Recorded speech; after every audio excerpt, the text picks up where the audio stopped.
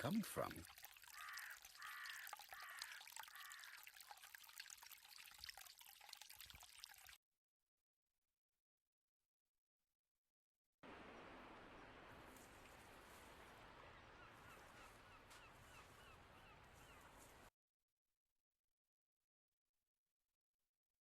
Where is the horrible smell of carrion coming from?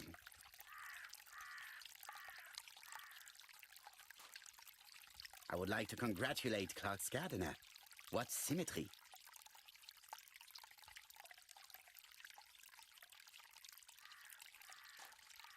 Clark's greenhouse. It must hold some rare plants.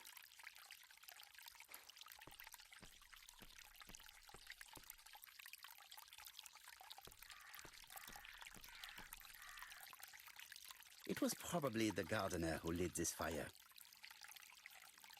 Look here. I wonder if someone wanted to get rid of these papers. This object will probably be useful to me.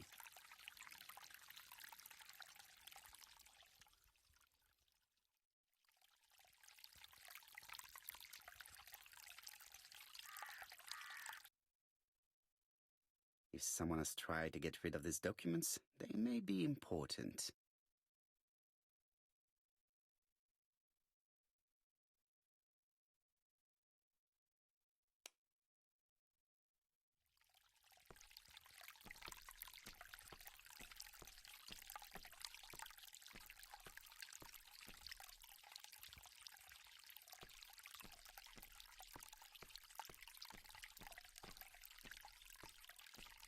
This fountain makes a very relaxing sound. This wisteria is in full bloom.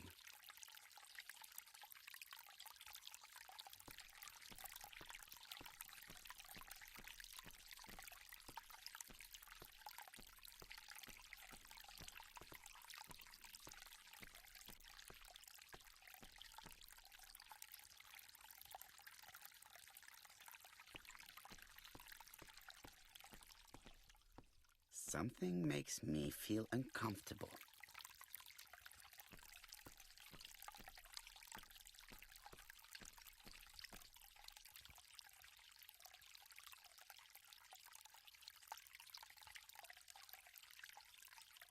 Brown pellets.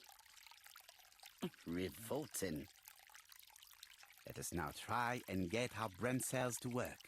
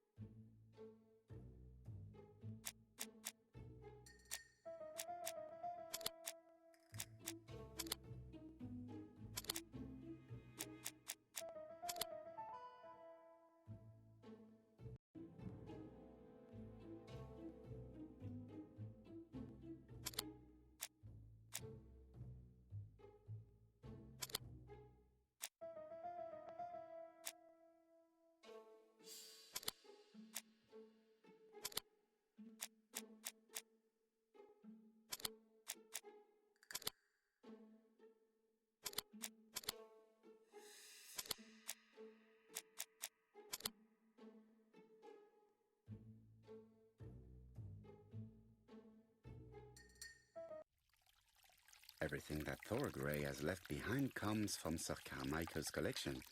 He most probably gave them to her, but she chose to leave them here rather than run the risk of being accused of theft. It is understandable when you know just how much Lady Clark mistrusted her.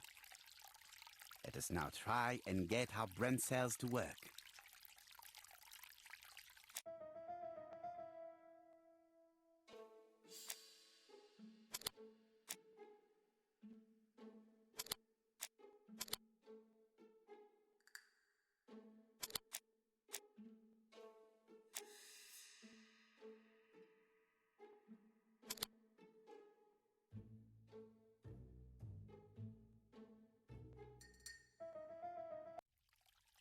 Thorgray had no reason to kill someone who only had few months left to live.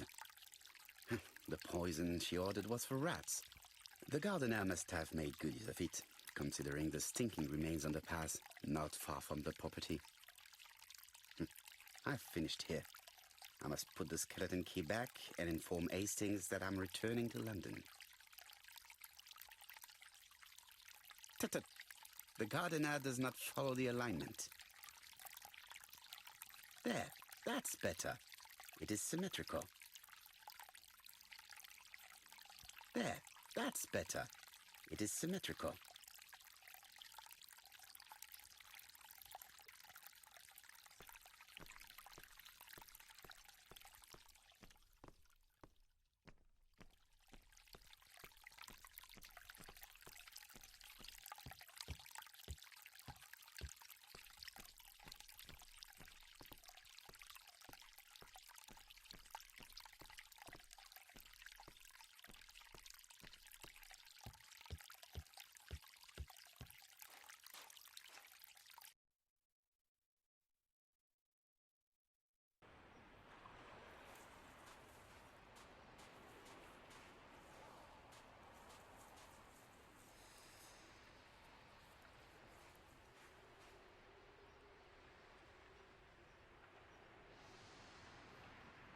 May you have peace, Carmichael. Charlotte.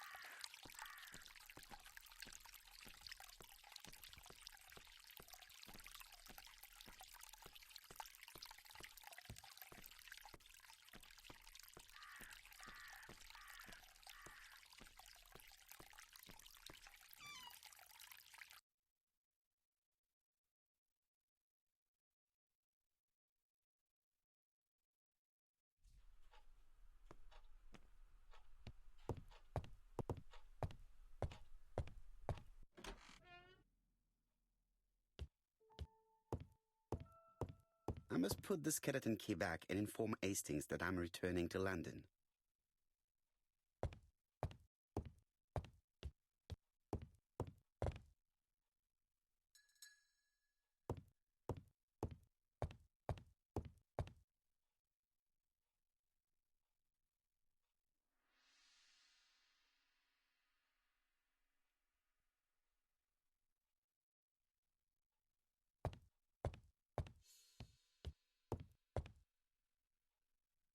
I've finished with this subject.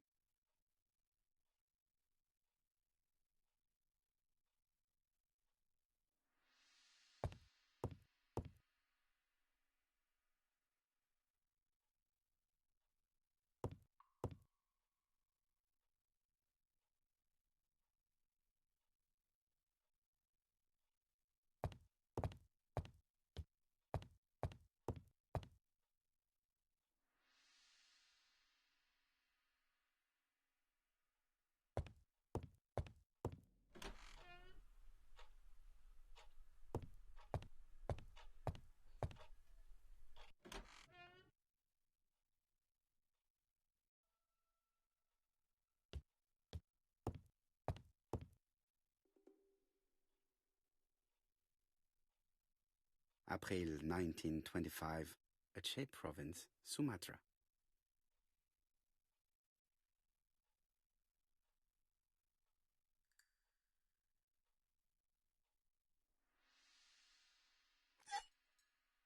Perfect.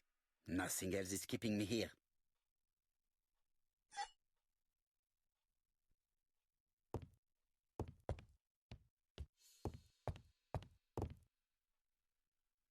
Hello, Hastings. I have finished in Churston. I will take the first train. Tell me, do you know how to restore writing on a burned document? Yes, you just have to soak a cloth with a hydrochloric acid solution and rub the sheet of paper. Then the characters appear. Bien. You have been of great assistance, Hastings. Could you please order the solution as soon as possible? Of course, but what documents do you want to read? You will see, my friend. À ce soir.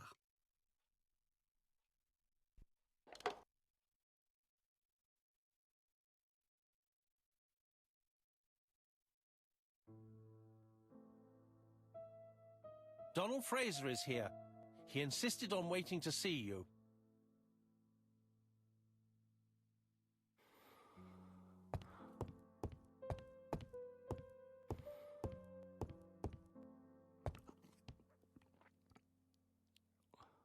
This man is tired.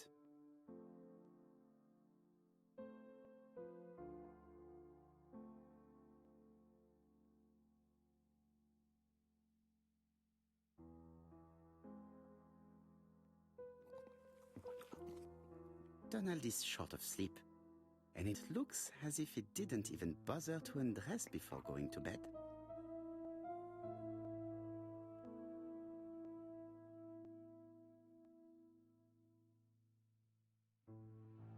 Mr. Parte, I don't know why I'm here.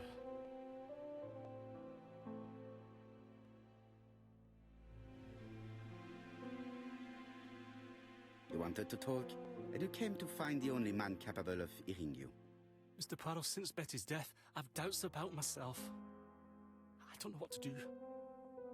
And I keep having a horrible dream 3 nights in a row.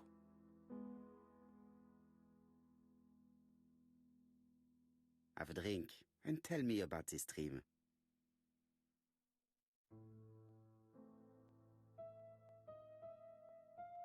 It's always the same. I'm on the beach with Betty. I grab her round the throat, and I squeeze, and squeeze until she's dead. Her head falls back, and I see that it's no longer Betty.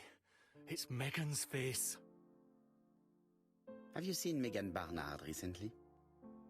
Yes, our grief has brought us together. I never really knew her before. She's really quite a remarkable girl. But I would never tell her about my dream. Why not? Is it her you are attacking in your dream? No, it's Betty. And once Betty is dead, it's Megan's face that appears in its place. Very interesting. Let us now try and get our brain cells to work.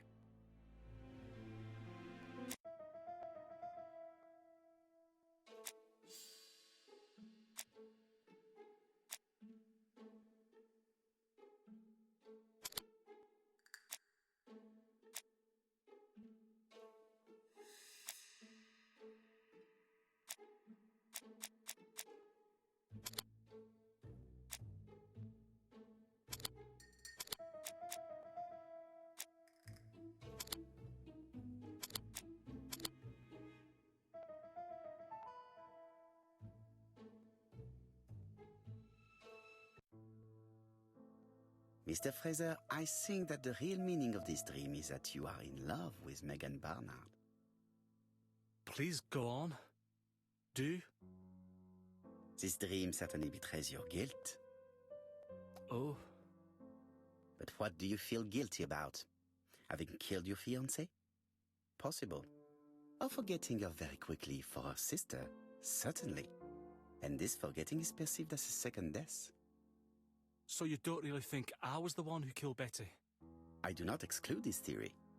I am simply saying that I do not need to know that fact to explain your dream and your guilt. Thank you for being frank, Mr. Poirot. You've helped me a great deal. I'm going back to Bexhill. I'll not take any more of your time up. It is late, Mr. Fraser, and you are tired. I'll sleep on the train. I like trains. It's easy to sleep rocked by the sound of the wheels. Poor boy, he seems completely lost. Well, women seem to like him. I think Megan will take care of him. Oh, I remember. Did you order the product I needed? Yes, we'll be receiving it tomorrow. Bien, it is late, and I asked Miss Grey to come tomorrow morning. I have a few questions I wish to ask her.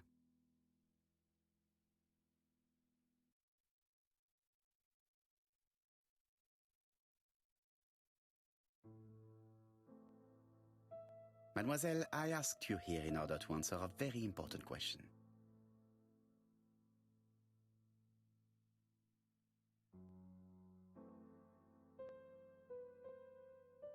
Am I right in thinking you said that you did not speak to anyone on the day Sir Carmichael was murdered? It's the absolute truth. Yet, Lady Clark maintained that she saw you talking to a stranger on the front doorstep. Really? She must have been mistaken. Oh, I remember now. I'd forgotten all about it, but it wasn't important. It was just a salesman. One of those traders who sell stockings from door to door. Can you describe him to me? Medium size, glasses, dark suit, and a felt hat.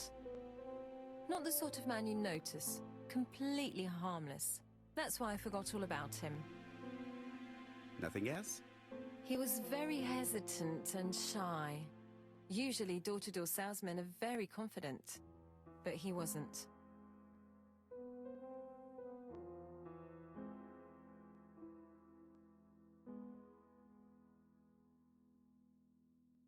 You did not leave Churston willingly, I believe. I don't wish to lie. Lady Clark did not appreciate my presence. And Franklin could not go against the wishes of a sick lady. He is a good man, and he worries a great deal about his sister-in-law. I noticed that you left some personal belongings behind at Churston.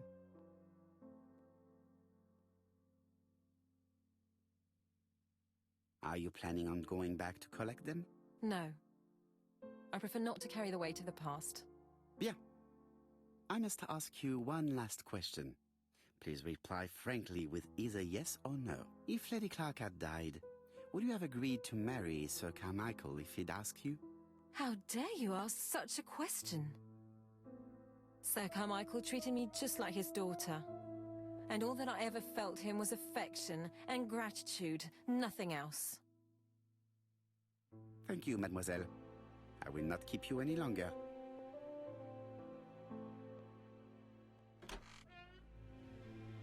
I met Thora Grey on the stairs. Her cheeks were ablaze, and she appeared to be deeply hurt. Poirot, have you offended the poor girl again? Do you have good reasons for accusing her? I accused her of nothing, Hastings. I simply asked her an important question she did not answer. Let us see if we can answer it for her. Let us now try and get our brain cells to work.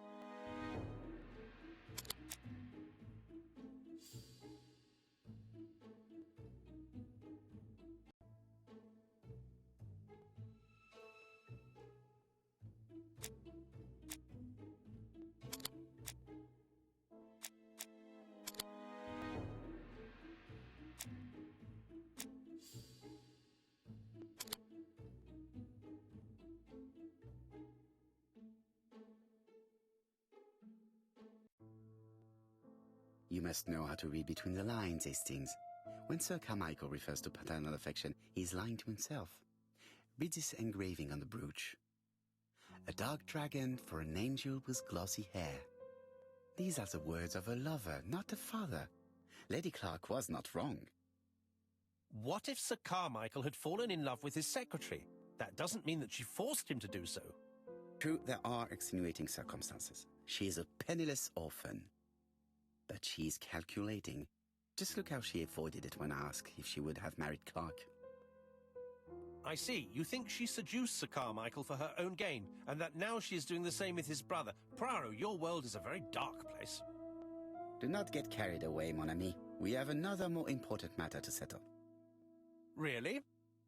Yes, would you believe that Miss Grey taught me something new?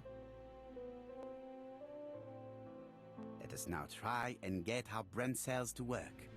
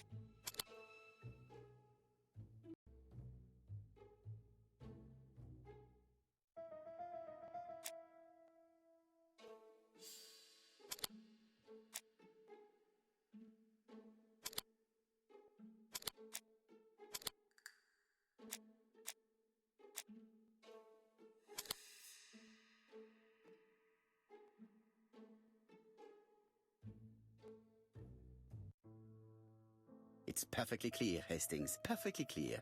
Indeed, a stalking seller visited Andover, Bexhill and Churston on the day of each murder. We have our suspect. This should be of interest, Jap.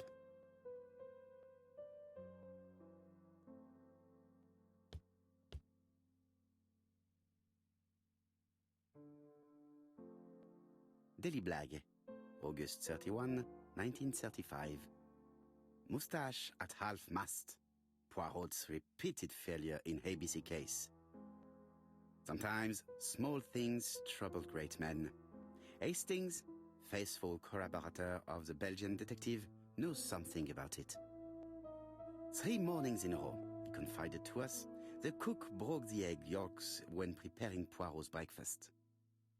This apparently casual event has greatly disturbed my friend, to the point it breaks his concentration and slows his judgment.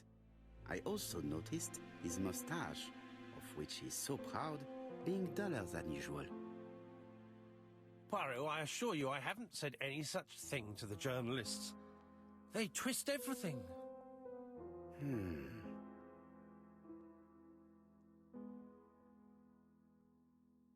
Royal Mathematical and Statistical Society's Bulletin, September the 9th, 1935. The alphabet murder, a methodical madman. It's highly probable that the alphabet murderer will kill again. Could we possibly estimate the number of victims in his next crime? Yes, and it is easy. As soon as we know the ratio of towns, cities and villages whose names begin with a D and the ratio of English people whose names are spelled the same. On the one hand, the ratio of towns, cities and villages in England with a name starting with D, and on the other hand, the ratio of English people with a name also starting with D.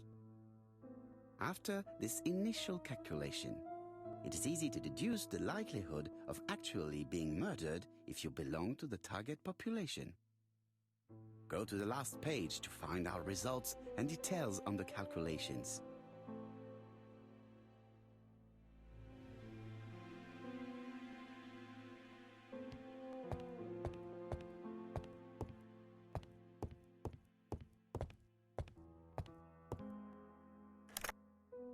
Chief Inspector, we are looking for a stocking salesman.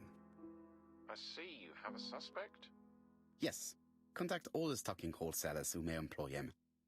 Your suspect is a salesman? No, he does not take orders. He sells door to door. Right. The hunt is on.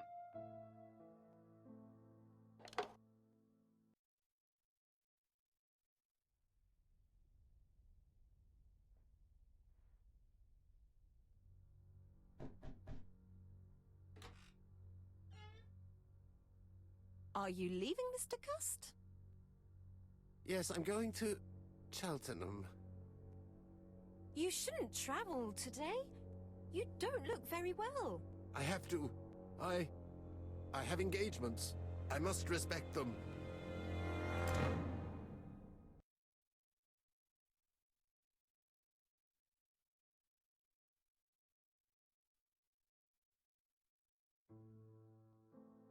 Can you get the post, Hastings? And why don't you go and get it yourself? Très bien. What's going on? I've never known Hastings to be so disagreeable.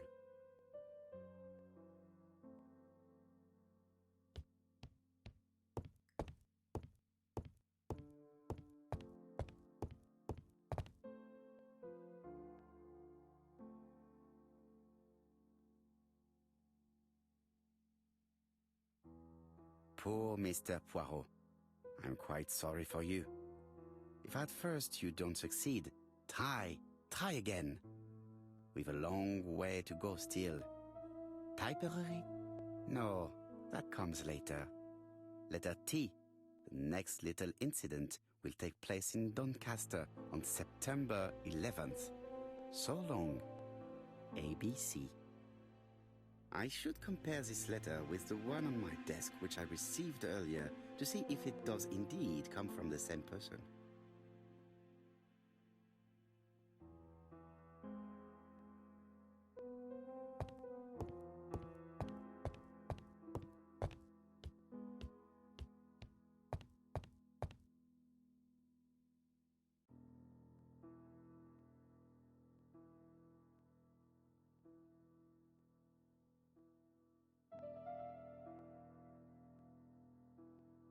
Let us examine this more closely.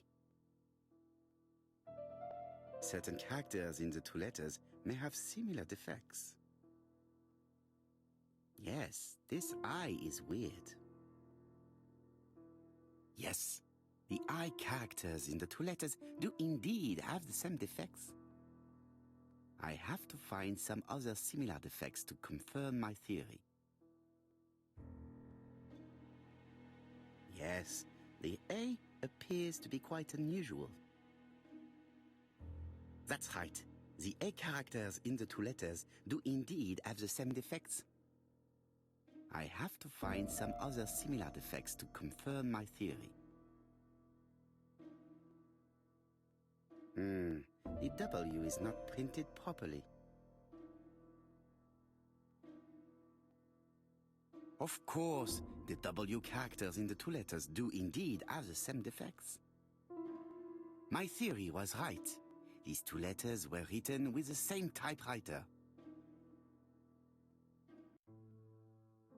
Hastings, he strikes tomorrow. Chief Inspector Japp? He's on another line. Can I take a message? Yes, please, mademoiselle. It is from Hercule Poirot. Tell him ABC strikes tomorrow in Doncaster. He must call me back. Very well, sir. Bien, now I'm going to see what I can find from these burnt documents.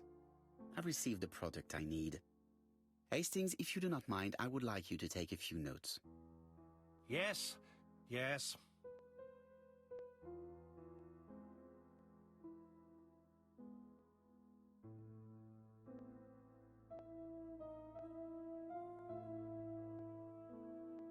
If someone has tried to get rid of these documents, they may be important.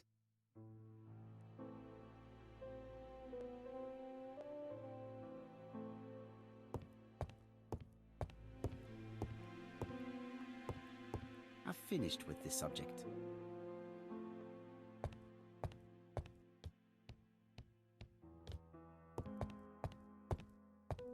So, how are you getting on? I'm ready to take notes.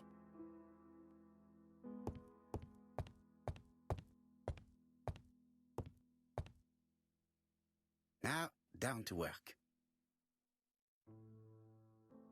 What of this needs putting in order a little?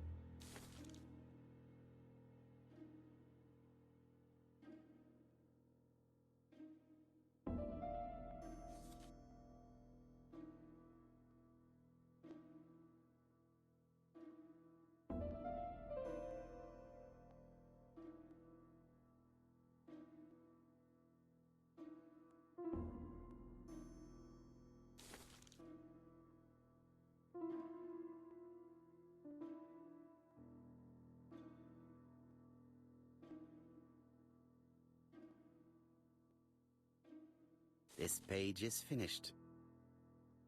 That's done. 3 more to go.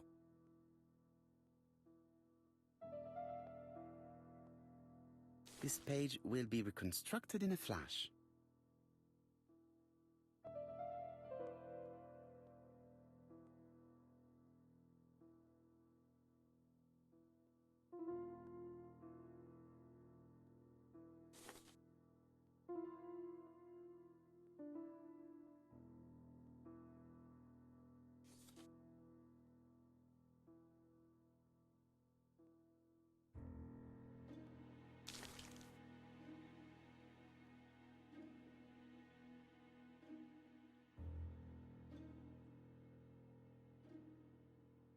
This page is finished.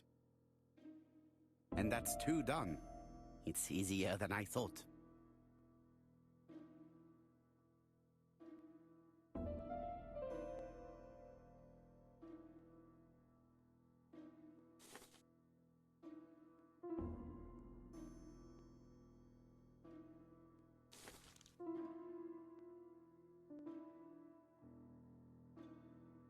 It's so simple.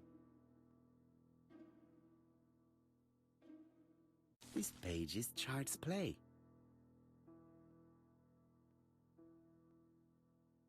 This page is finished.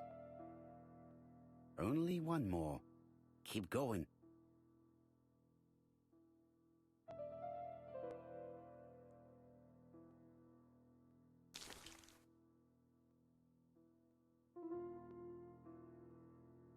This page is child's play.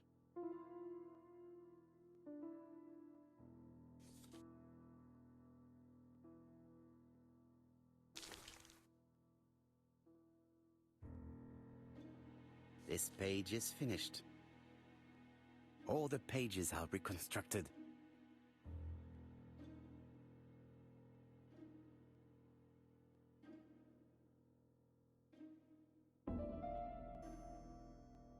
A dry cloth. A bottle of solvent.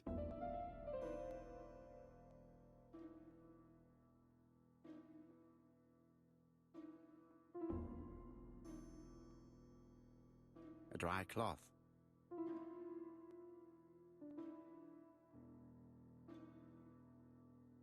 A bottle of solvent.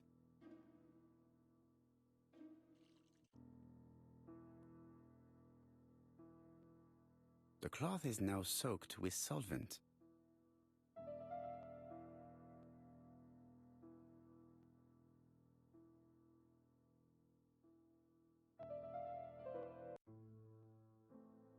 Got it!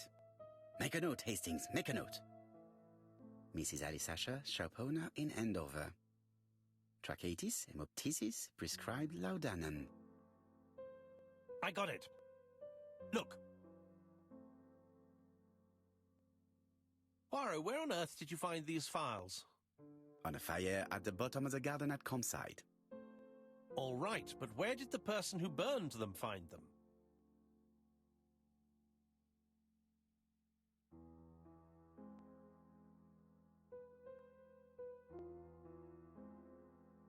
Alice Asher, shopkeeper in Andover.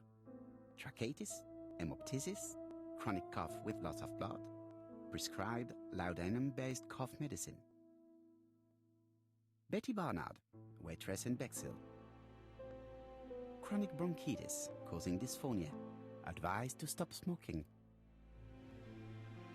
Alexander Bonaparte Cust. War wounded, mustard gas and head trauma. Pulmonary emphysema. Hemoptysis. Coughing fits with blood. Suffers from absences and amnesia. Dick Dudley Dunbar, owner of the Black Swan Hotel in Doncaster. Asthmatic, heart disease, heart condition. Let us now try and get our brain cells to work.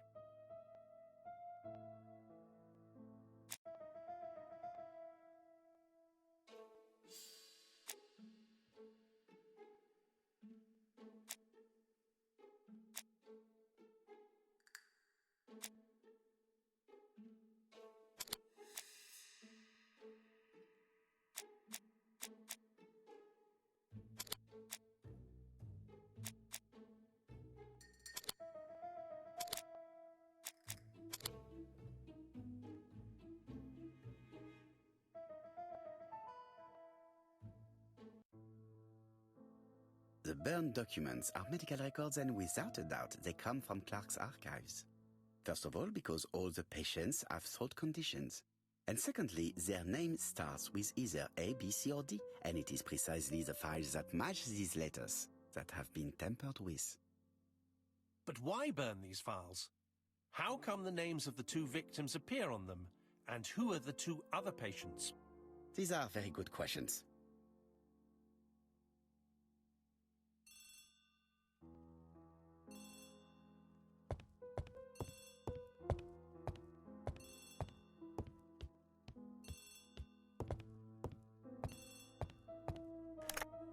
Hello, Poirot? Any news, Chief Inspector? You wanted a stocking seller? We have one. Reported by his landlady, who thought he was behaving suspiciously. He has the most unbelievable name.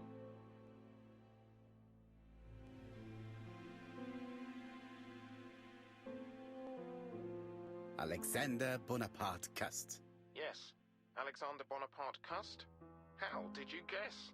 Poirot, you have magical powers. It's a serious lead. I called Doncaster. A person matching Cust's description has been seen at the station. He got off the train from London, but after that, nobody knows where he went.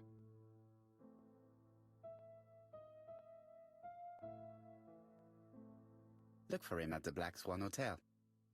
What? How do you know he's there? Trust me, Chief Inspector. You appear to be very sure of yourself. Very well. I'll call the Black Swan straight away. The owner is going to get a shock when he learns that there's a murderer under his roof. Do your best, Jap. You can count on me. Hastings, everything is at stake. With a little luck, our main suspect will soon be under lock and key.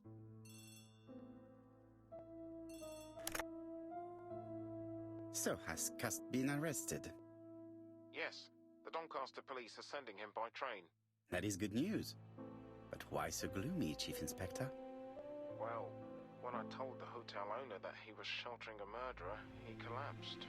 He's dead? No, fortunately, but it has taken its toll on him. It has to be said that with his name starting with the letter D, he had every reason to fear Cust. I bet he was going to be the next victim.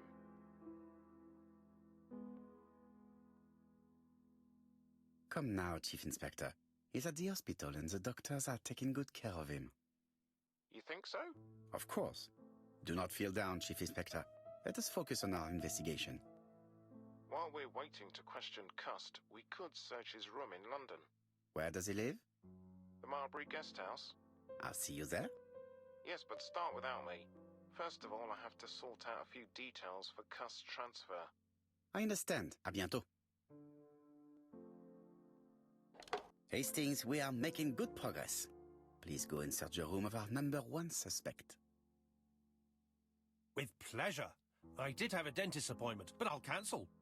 The dentist. So that is why you are so nervous and bad-tempered. A visit to the dentist is never an enjoyable prospect. But an unavoidable one. Go to your appointment, Hastings. I will manage on my own.